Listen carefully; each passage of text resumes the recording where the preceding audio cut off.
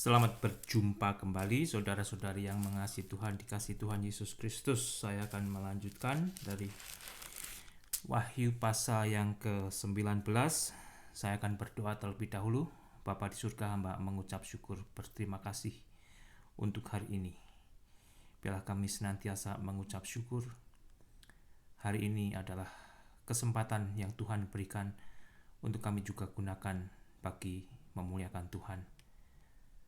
Ampuni Bapa untuk segala dosa-dosa kami, dan biarlah Bapa Kau yang memberikan kelaparan dan kehausan senantiasa akan firman-Mu sebagai makanan dan minuman rohani yang boleh memuaskan kehidupan rohani kami. Berikan firman-Mu, berikan kebenaran-Mu, dan berikan pertolongan-Mu untuk kami hidup di dalam firman-Mu. Dalam nama Tuhan Yesus, hamba boleh berdoa dan mengucap syukur. Amin. Pasal 19, saudara, dari kitab Wahyu, yang mana di pasal 17 kita sudah membaca. Di situ kita telah membaca tentang pelacur besar Babylon yang berhubungan dengan agama palsu, pelacuran. Dan di pasal 18 kita sudah membaca komersial Babylon. Dan kita saat ini akan memulai dari pasal 19 ayat pertama. Demikian bunyinya, saudara. Kemudian daripada itu aku mendengar seperti suara yang nyaring dari himpunan besar orang banyak di sorga, katanya, Haleluya! Keselamatan dan kemuliaan dan kekuasaan adalah pada Allah kita, sebab benar dan adil segala penghakimannya. Karena ialah yang telah menghakimi pelacur besar itu, yang merusakkan bumi dengan percabulannya. Dan ialah yang telah membalaskan darah hamba-hambanya atas pelacur itu. Saudara, kembali, kalau Anda sudah pernah membaca Alkitab dari Kejadian sampai dengan Wahyu, Anda seharusnya tahu jikalau Alkitab ini adalah buku yang terlengkap yang Anda bisa temukan, yang berisi tentang awal daripada sejarah manusia dan akhir dari sejarah manusia, dan juga berisi di antara awal dan akhir, termasuk di mana kita berada saat ini. Anda boleh percaya, Anda boleh tidak percaya, tetapi setidak-tidaknya, kalau Anda belum pernah membaca, bacalah, saudara. Sehingga kalau toh pun Anda berkata Anda tidak percaya, Anda tahu, Anda sudah mengerti isinya. Jadi jangan hanya menurut si A, menurut si B, menurut si C, saya ikut mereka, tidak percaya. Tetapi kalau Anda belum pernah membaca Alkitab yang terbuka secara umum, yang Anda juga bisa baca melalui HP Anda bisa dapatkan secara gratis, bacalah, saudara. Karena di situ sebetulnya Allah berbicara kepada manusia. Sebenarnya kalau Anda baca, Anda juga akan tahu Allah tidak menciptakan apa yang disebut adanya agama-agama dan kepercayaan yang ada di antara kita saat ini. Bahkan kita pun yang disebut Kristen, nama itu diberikan sebagai refleksi bagi kita yang percaya kepada Kristus. Karena pada akhirnya saudara, di pasal 17 itu, apa yang disebut agama palsu dihancurkan. Yang menghancurkan siapa? Ya si antikristus itu sendiri sebetulnya, yang dulunya menopang si pelacur besar. Si pelacur besar itu nunggang si binatang buas itu.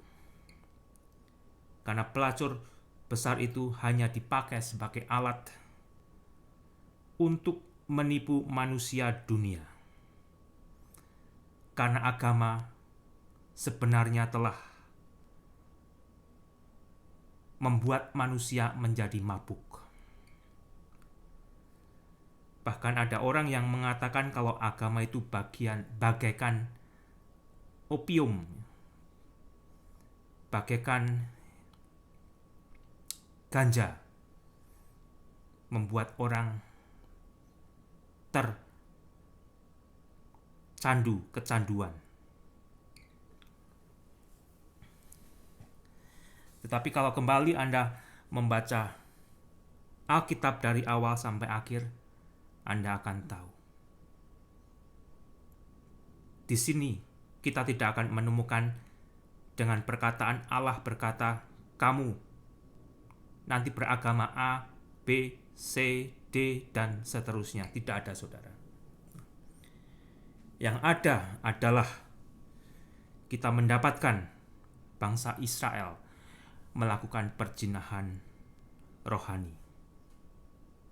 Bukan hanya sekali, bukan hanya 2 kali, yang akhirnya juga mendatangkan penghukuman dari Allah. Di sisi itu, agama dan kepercayaan juga terus bertambah. Terus bertambah.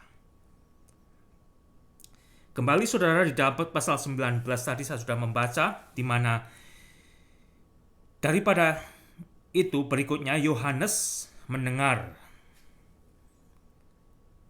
seperti suara yang nyaring dari himpunan yang besar orang banyak di sorga, ya, yang berkata haleluya,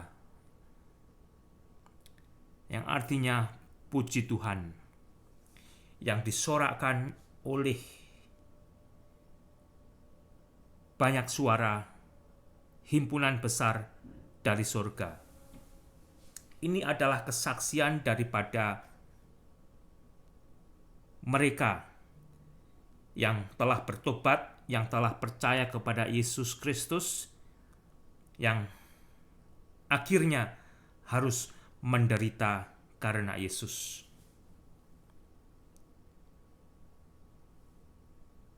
Kembali kalau Anda ingat saudara, Anda sudah mengikuti pembacaan, di masa tribulasi itu terjadi pertobatan besar. Terjadi pertobatan besar. Baik dari bangsa Israel sendiri, demikian juga dari manusia yang ada di seluruh permukaan bumi. Karena kita juga sudah membaca, di situ ada 2 saksi yang bernubuat selama 3,5 tahun. Kita juga membaca ada 144.000 penginjil dari orang Yahudi. Kita juga membaca ada malaikat yang memberitakan Injil kekal. Jadi yang didengar oleh Yohanes di sini adalah pujian, teriakan, kesaksian daripada mereka yang telah mati karena Yesus di masa tribulasi. Berkata haleluya, pujilah Tuhan. Keselamatan dan kemuliaan dan kekuasaan adalah pada Allah kita.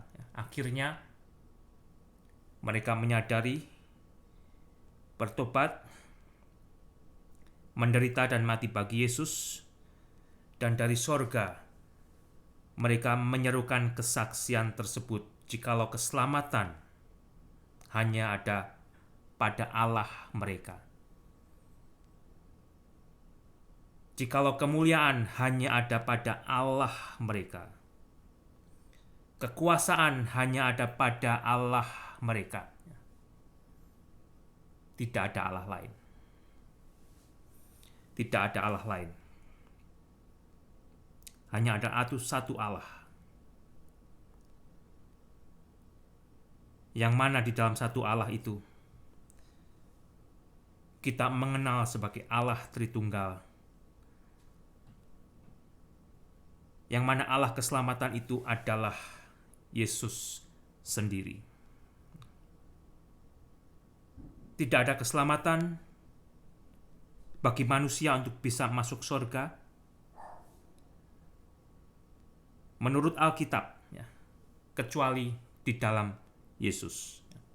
Kembali, Anda silahkan percaya tidak percaya. Kalau percaya, Anda akan mengetahuinya. Kalau tidak percaya, sampai matinya Anda juga akan mengetahuinya. Kalau Anda benar, ya tidak ada apa-apa, saudara. Tetapi kalau Anda salah, Anda akan dihukum di dalam kekekalan dan Anda tidak akan bisa lagi berbalik saat itu. Oleh karena itu, pelajarilah dengan baik, bacalah berulang-ulang apa isi, apa inti utama Alkitab ini telah diberikan kepada manusia, agar manusia mengalami kasih Allah di dalam Yesus Kristus. Sehingga baik keselamatan, baik kemuliaan, baik kekuasaan itu dimiliki oleh Yesus. Di dalam Yesus ada keselamatan. Dan kemuliaan itu adalah miliknya Yesus. Dan Yesus yang berkuasa atas apa yang Dia telah ciptakan. Banyak manusia hanya mengenal, hanya mendengar kalau Allah yang menciptakan bumi dan segala isinya. Tetapi di dalam Alkitab ini Anda diberi detailnya. Jikalau Yesus telah menciptakan apa yang telah diciptakan oleh Allah. Mereka berseru, bernyanyi, bersorak haleluya, pujilah Tuhan. Karena pelacur besar itu telah dihakimi. Pelacur yang merusakkan bumi dengan percabulannya. Kembali, baik percabulan rohani dan percabulan jasmani itu adalah pekerjaan daripada iblis. Dan akarnya, perkembangannya telah dimulai sejak zaman Babylon lama. Sejak Babylon lama. Dan percabulan itu masih terus merajalela hingga saat ini. Hingga pada nanti, saudara, di pasal 17 itu, percabulan rohani akan dibinasakan. Dan di pasal 18, segala percabulan akan dibinasakan oleh Yesus. Berapa banyak orang Kristen, baik hamba Tuhan maupun orang Kristen awam, yang terjerat oleh rupa-rupa percabulan. Yang mana belum lama ini juga ada hamba Tuhan yang terkenal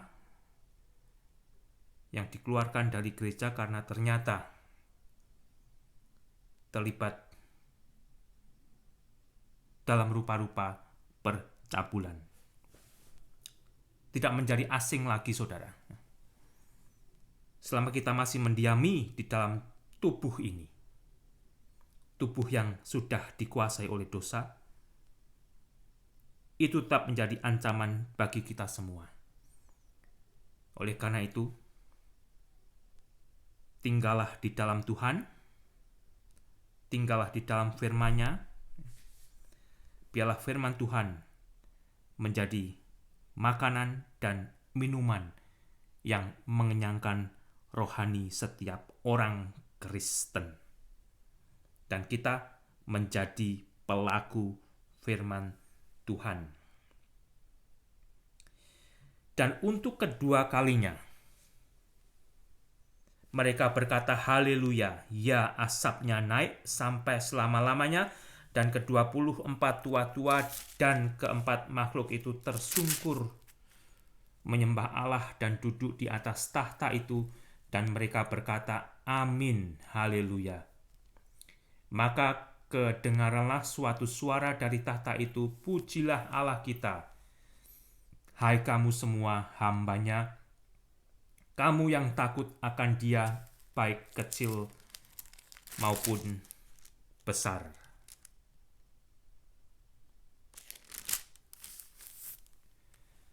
Setiap manusia yang percaya kepada Tuhan, setiap manusia yang percaya kepada Allah, dia akan mentaati Allah dan percaya kepada Yesus Kristus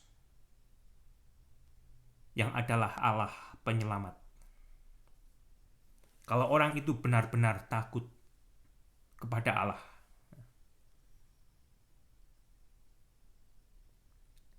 lalu aku mendengar seperti suara himpunan besar orang banyak, seperti desau air bah, dan seperti deru guruh yang hebat, katanya, haleluya. Yang ketiga, saudara, ya, karena Tuhan Allah kita yang Maha Kuasa telah menjadi Raja. Pada akhirnya,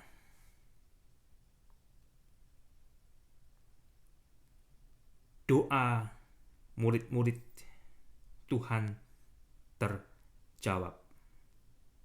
Datanglah kerajaanmu di bumi seperti di surga. Pada akhirnya, Tuhan menjawab doa yang sudah sekian lama kita doakan. Dan sampai saat ini kita masih berdoa agar peristiwa itu segera terjadi, saudara. Tuhan Allah kita yang Maha Kuasa telah menjadi Raja. Dia datang untuk mengakhiri masa tribulasi.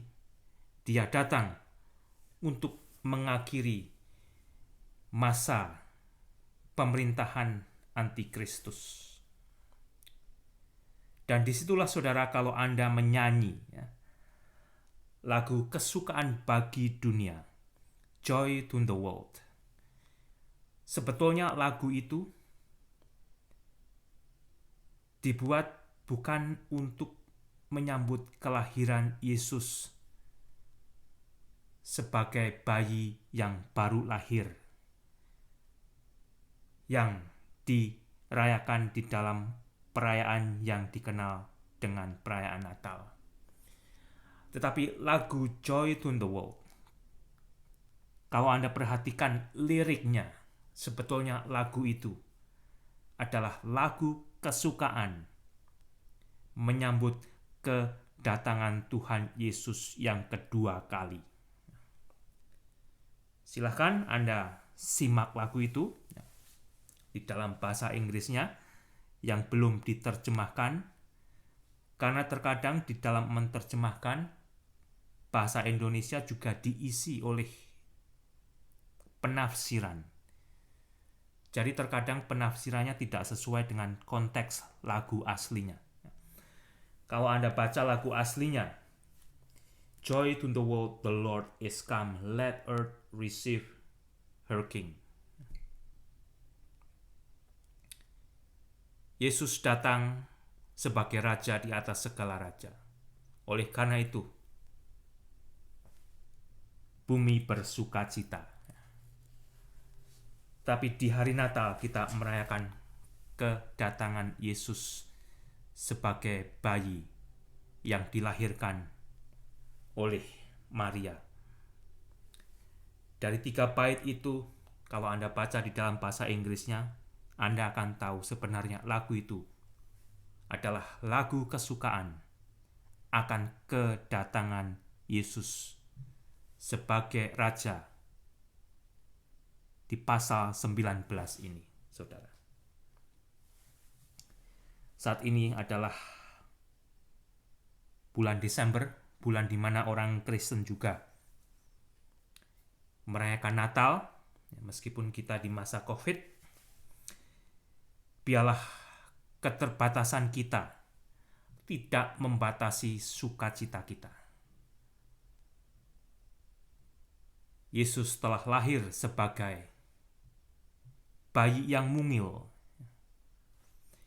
Yesus telah dimuliakan dengan menggunakan keledai, dan berikutnya Yesus akan kembali dengan menunggang kuda putih yang perkasa dari sorga.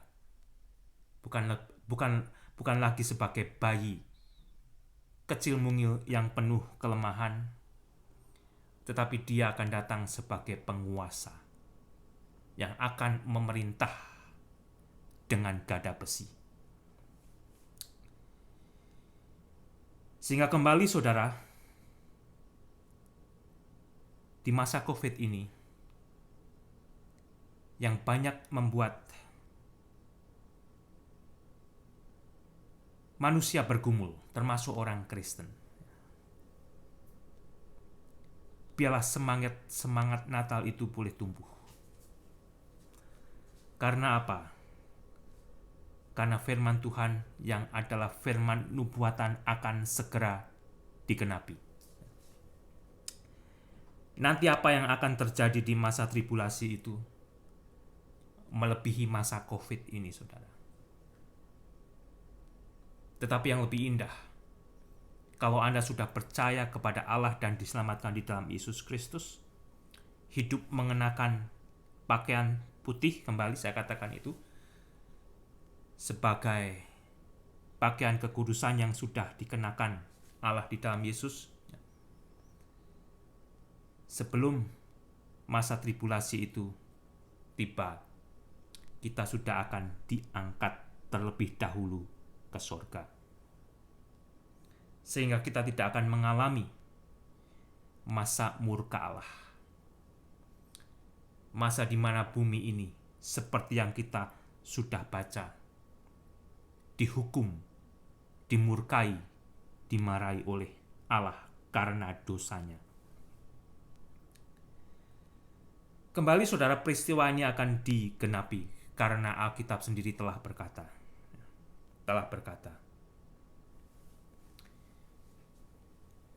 Ayat 7, marilah kita bersukacita dan bersorak-sorai dan memuliakan Dia, karena hari perkawinan anak domba telah tiba dan pengantinnya telah siap sedia.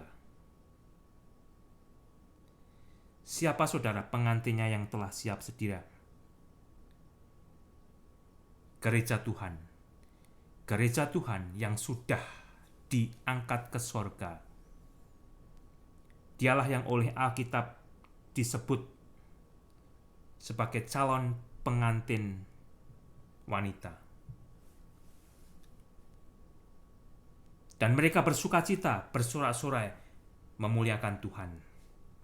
Dan kepadanya dikaruniakan supaya memakai kain lenan halus yang berkilau-kilauan dan yang putih bersih. Lenan halus itu adalah perbuatan-perbuatan yang benar dari orang-orang kudus. Sehingga kembali, jemaat Tuhan, gereja Tuhan akan diberi pakaian yang terbuat dari lenan halus yang berkilau-kilauan dan yang putih bersih. Karena itu adalah simbol daripada kekudusan Allah yang sudah dianugerahkan kepada jemaatnya, kepada gerejanya. Dibuatnya putih bersih. Semerah apapun dosa Anda, Kalau Anda mau berperkara dan bertobat, dosa Anda yang semerah kirmisi, saudara, akan diampuni Allah di dalam Yesus. Darah Yesus akan membasuh dosa Anda. Anda akan dibuatnya putih bersih. Anda akan dibuatnya baru. Dan pengampunan dosa hanya bisa dilakukan di dalam Yesus Kristus. Manusia yang berdosa tidak bisa mengampuni dosanya sendiri. Pendeta tidak bisa mengampuni dosa jemaatnya. Pastor, nabi, siapapun tidak bisa mengampuni dosa manusia. Tetapi ada juga manusia yang tertipu dengan membayar apa yang disebut hamba Tuhan agar dosanya terampuni. Kembali, itu semua adalah pekerjaan daripada kepalsuan rohani. Kepalsuan rohani merajalela sebelum pada akhirnya akan dipunahkan, saudara.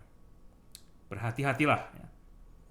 Jangan Anda menjadi manusia rohani yang tertipu di dalam kepalsuan. Jangan hanya menuruti emosi, ya, tetapi pakai akal budi untuk mempelajari, untuk menyelidiki kitab kebenaran. Ayat 9, lalu ia berkata kepadaku, tuliskanlah, berbahagialah mereka yang diundang ke perjamuan kawin anak domba. Siapa saudara yang diundang? Mereka juga yang disebut sebagai orang-orang kudus. Yohanes Pembaptis menyebut dirinya sebagai teman mempelai pria. Bangsa Israel di dalam Perjanjian Lama disebut sebagai istri Allah. Dan mereka yang keluar sebagai pemenang dari masa tribulasi juga disebut sebagai orang-orang kudus. Orang-orang yang menerima kekudusan Tuhan diselamatkan, percaya kepada Mesias. Mereka diundang ke dalam pesta perjamuan anak domba. Mereka ikut bersuka cita bersama-sama dengan Yesus, saudara. Maka tersungkurlah aku di depan kakinya untuk menyembah dia. Tetapi ia berkata kepadaku, janganlah berbuat demikian. Aku adalah hamba sama dengan engkau dan saudara-saudaramu yang memiliki kesaksian Yesus. Sembahlah Allah, karena kesaksian Yesus adalah roh nubuat. Cukup mengherankan, saudara. Yohanes pun di sini melakukan kesalahan. Dia tersungkur menyembah di depan kaki malaikat yang berbicara kepada Yohanes. Tetapi apa kata malaikat itu? Perkataan malaikat ini meluruskan Yohanes, mengoreksi Yohanes. Dan biarlah pelajaran ini juga mengoreksi Anda yang salah, yang menyembah malaikat, yang berdoa kepada malaikat. Karena apa? Anda yang menyembah malaikat, yang mengaku Kristen, yang menyembah malaikat, yang berdoa kepada malaikat, sebenarnya Anda menyembah kepada berhala. Anda melacurkan kebenaran. Karena apa? Malaikat itu sendiri sudah mengingatkan kita. Jangan berbuat demikian. Sembahlah Allah. Karena hanya Allah lah yang layak dan patut untuk disembah oleh manusia. Terutama Anda dan saya yang mengaku sebagai orang Kristen. Di luar daripada itu, Anda menyembah berhala. Anda bisa berkata, saya juga menyembah Yesus, ya. Anda menyembah Yesus dan Anda menyembah berhala. Yesus tidak berbagi kemuliaan dengan berhala. Yesus tidak berbagi kemuliaan dengan malaikatnya. Hanya Yesus yang layak menerima sembah dan puji-pujian saudara. Jangan Anda terjerat oleh agama yang demikian. Jangan Anda takut untuk mau dikoreksi oleh firman Tuhan. Kalau Anda bertobat, tidak mempraktekkan itu lagi, mungkin Anda akan ditendang dari gereja Anda. Anda akan tidak lagi diperbolehkan melayani. Seperti pelayanan yang Anda lakukan saat ini. Anda pilih mana? Anda pilih menuruti ajaran yang salah dari kelompok Anda, atau Anda mau berpegang kepada kebenaran. Karena pada akhirnya saudara, dengan jelas kita diajar oleh Alkitab, Allah kita adalah Allah yang cemburu. Dia tidak berbagi kemuliaan dengan yang lain. Jadi artinya, kalau Anda mau benar-benar masuk surga, ya hanya sembahlah Allah. Di dalam Yesus, Dialah Allah keselamatan.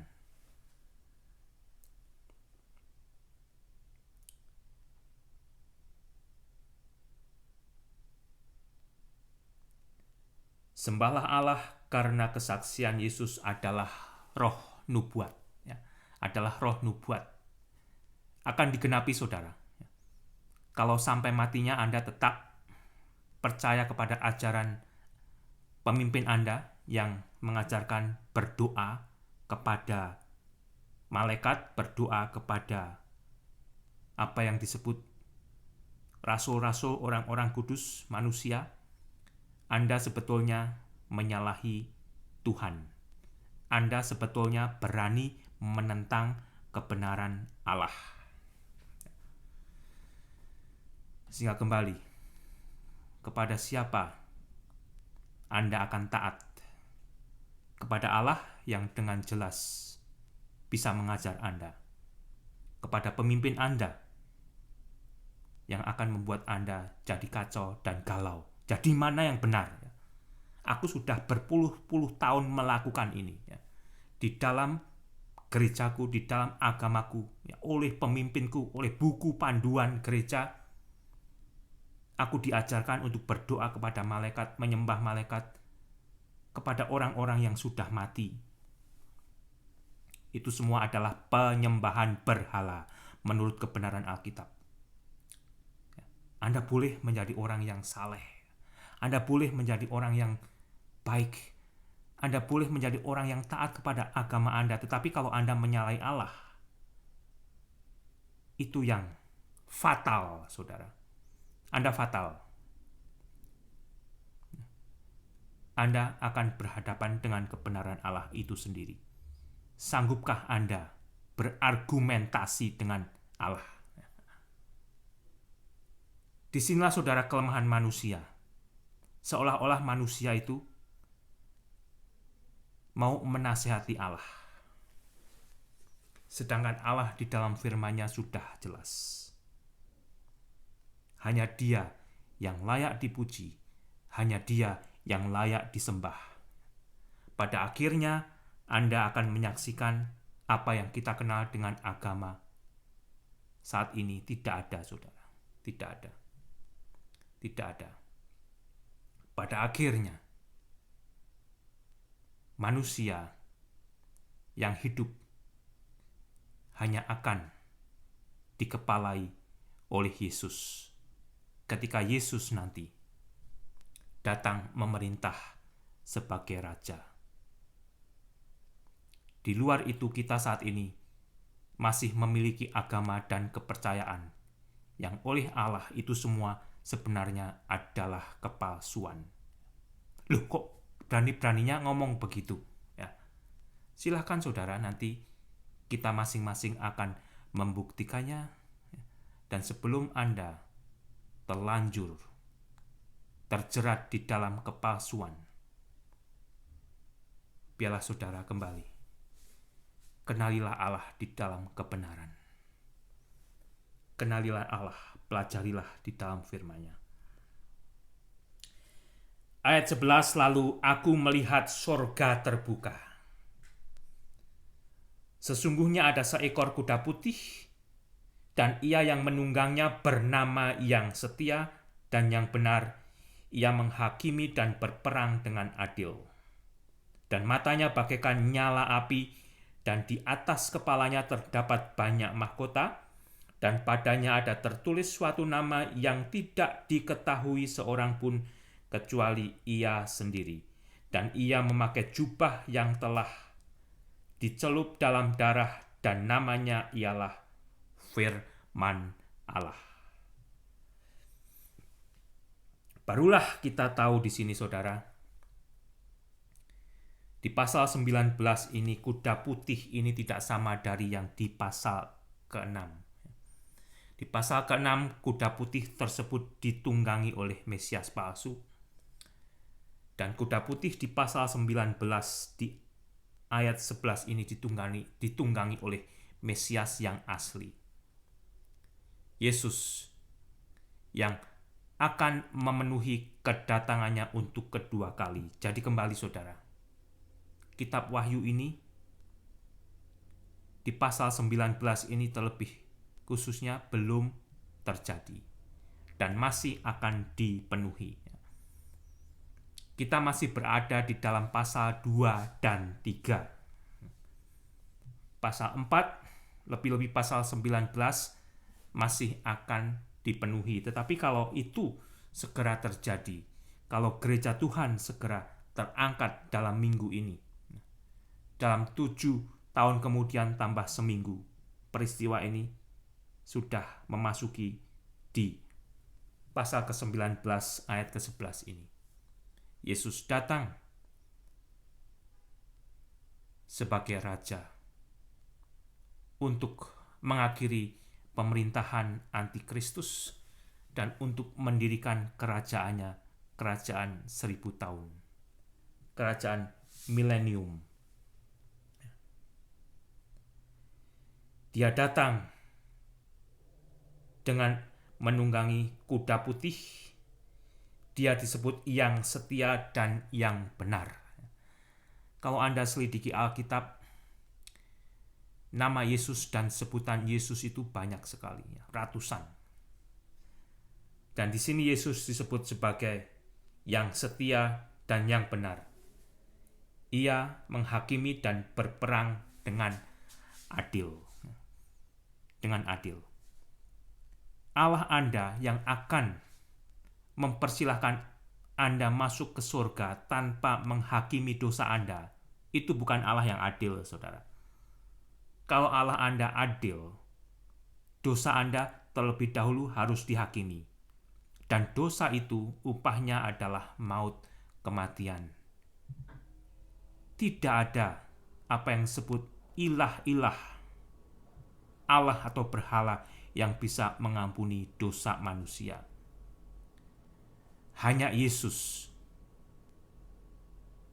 Allah yang telah menjelma menjadi manusia, telah mengasihi manusia yang berdosa dengan memberikan dirinya sendiri menjadi tebusan bagi dosa manusia, mati di atas kayu salib. Dan dialah, saudara, yang berhak dan berkuasa untuk memberikan sorga kepada manusia yang mau sorga, ya, yang mau sorga. Sehingga kembali, Anda tidak pernah dipaksa.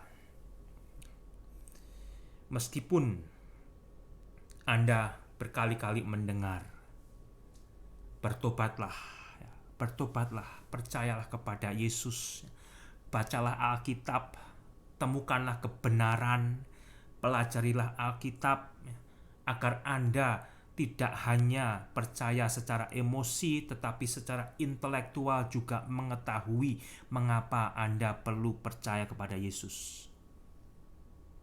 Bukan hanya sekedar percaya, di dalam Yesus ada keselamatan. Bagaimana dengan yang lain? Tidak tahu jawabannya, saudara. Tapi kalau Anda membaca Alkitab, Anda akan menjadi tahu mengapa hanya di dalam Yesus ada keselamatan.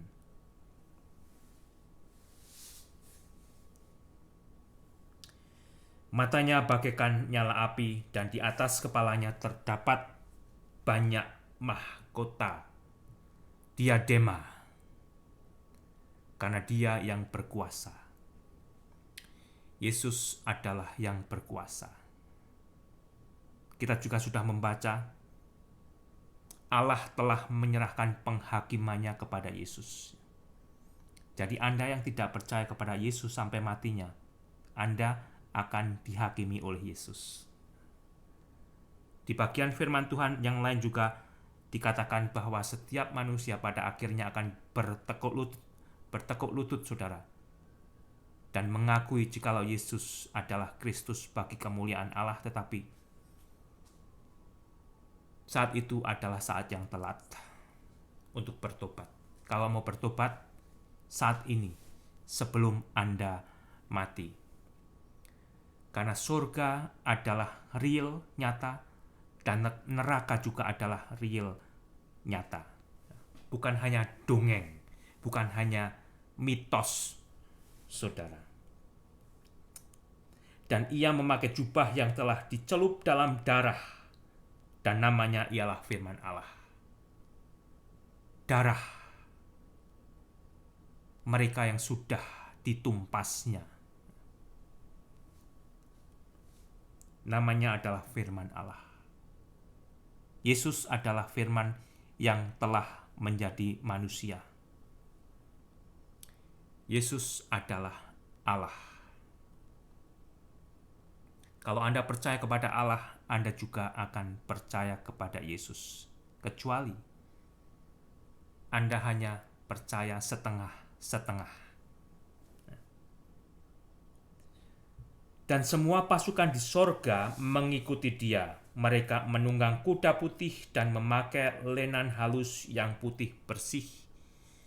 Dan dari mulutnya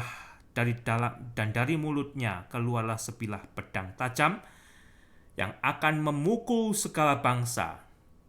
Ia akan mengembalakan mereka dengan gada besi, dan ia akan memeras anggur dalam kilangan anggur, yaitu kegeraman murka Allah yang maha kuasa.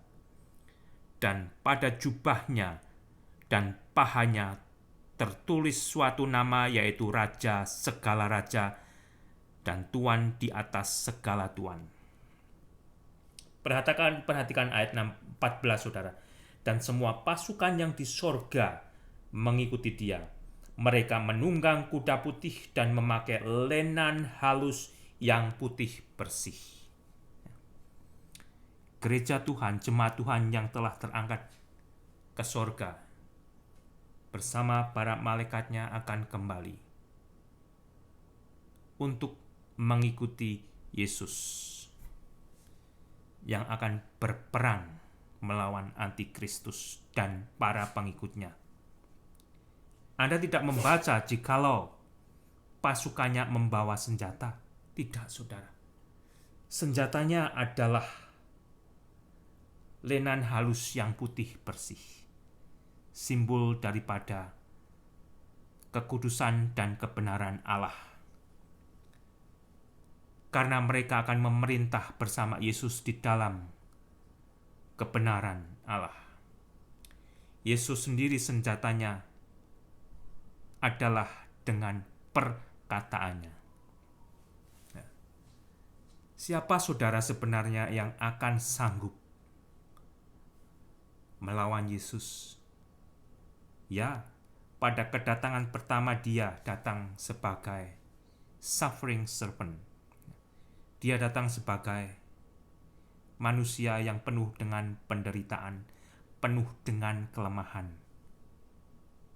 Tetapi kedatangan yang kedua tidak demikian. Kedatangan Yesus yang kedua kali sebagai Raja di atas segala raja, Dia akan datang dengan penuh kuasa. Dia adalah Raja di atas segala raja dan Tuan di atas segala tuan, saudara. Lalu aku melihat seorang malaikat berdiri di dalam matahari, dan ia berseru dengan suara nyaring kepada semua burung yang terbang di tengah langit, katanya, marilah ke sini dan berkumpullah untuk turut dalam perjamuan Allah, perjamuan yang besar, supaya kamu makan daging semua raja, dan daging semua panglima, dan daging semua pahlawan, dan daging semua kuda, dan daging semua penunggangnya, dan daging semua orang, baik yang merdeka maupun hamba, baik kecil maupun yang besar. Dan aku melihat binatang itu, dan raja-raja di bumi serta tentara-tentara mereka telah berkumpul untuk melakukan peperangan melawan penunggang kuda itu dan tentaranya. Mereka melawan Yesus, saudara.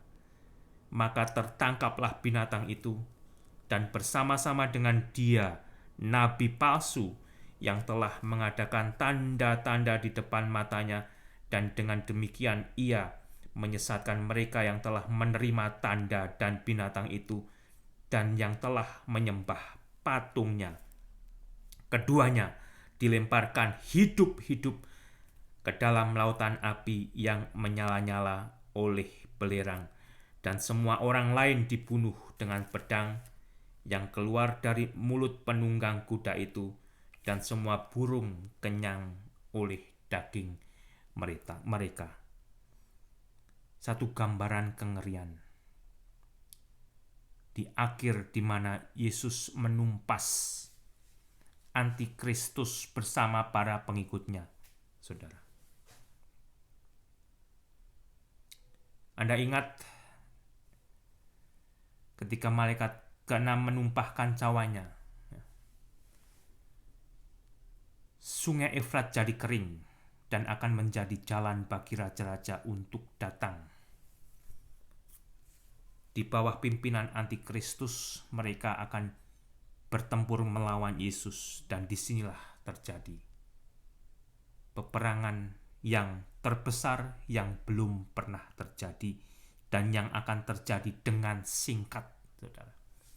Dengan singkat. Karena apa? Karena mereka berperang melawan Yesus. Dengan perkataannya, Yesus akan membunuh mereka dan akan menangkap binatang itu, menangkap iblis itu bersama nabi palsu. Mereka spesial, mereka ditangkap, mereka dibuang hidup-hidup, saudara, ke dalam lautan api yang menyala-nyala oleh belerang. Itulah yang disebut neraka. Manusia akan mati. Yang mati hanya jasmaninya. Jiwanya tidak akan pernah mati, saudara. Kalau Anda mati, yang mati itu adalah tubuh Anda, yang terbuat dari debu kembali akan menjadi debu. Tetapi jiwa atau roh Anda yang berasal dari hembusan Allah tidak akan mati. Kalau Anda mati di dalam dosa